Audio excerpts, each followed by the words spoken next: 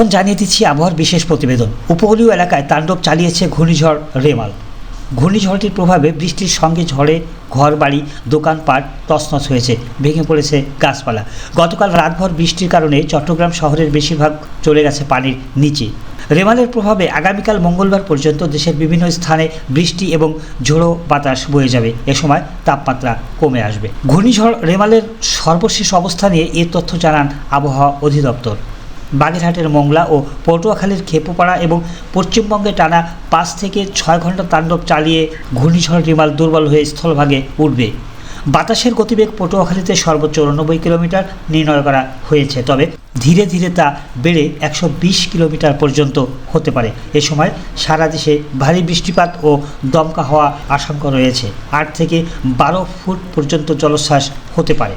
আবহাওয়ার বিশেষ বিজ্ঞপ্তিতে বলা হয়েছে, প্রবল ঘূর্ণিঝড় কেন্দ্রের 64 কিলোমিটারের মধ্যে বাতাসের একটানা সর্বোচ্চ গতিবেগ ঘন্টায় 90 কিলোমিটার, যা দমকা হওয়া ঝোড়ো হওয়ার আকারে 120 কিলোমিটার পর্যন্ত বৃদ্ধি পেতে পারে।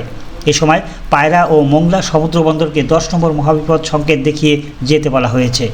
উপকূলীয় জেলা খুলনা, সাতক্ষীরা, বাগেরহাট, পিরোজপুর, ঝালকাঠি, বরগুনা, বরিশাল, ভোলা, পটুয়াখালী এবং তাদের অদূরবর্তী দ্বীপ ও চরগুলো 10 নম্বর মহাবিপদ সংকেতের আওতায় থাকবে।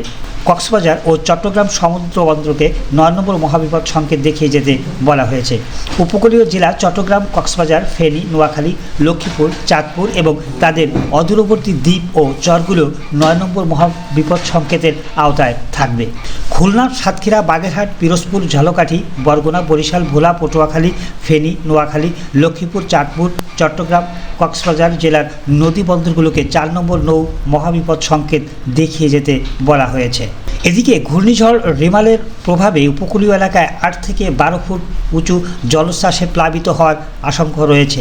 আবহাওয়ার বিশেষ বিজ্ঞপ্তিতে আরও বলা হয়, ঘূর্ণিঝড়টির আকার 400 থেকে 500 কিলোমিটার পর্যন্ত হতে পারে। আর ঘূর্ণিঝড় রেমালের প্রভাবে 8 থেকে 12 ফুট জলোচ্ছ্বাসের আশঙ্কা রয়েছে। ঘূর্ণিঝড়টির প্রভাবে রাজশাহী, রংপুর, ময়মনসিংহ, ঢাকা, খুলনা, বরিশাল, চট্টগ্রাম ও সিলেট বিভাগে দমকা বা ঝোড়ো হাওয়া সহ ভারী থেকে অতি ভারী বর্ষণ হতে পারে। অতি ভারী বর্ষণের প্রভাবে কক্সবাজার, বান্দরবান, রাঙামাটি, খাগড়াছড়ি ও চট্টগ্রামের পাহাড়ি অঞ্চলের কোথাও কোথাও ভূমিধস হতে পারে বলে জানিয়েছেন বাংলাদেশ আবহাওয়া অধিদপ্তর। আবহাওয়ার বিশেষ প্রতিবেদন নিয়ে আবারও আসব। ততক্ষণে ভালো থাকবেন, সুস্থ থাকবেন।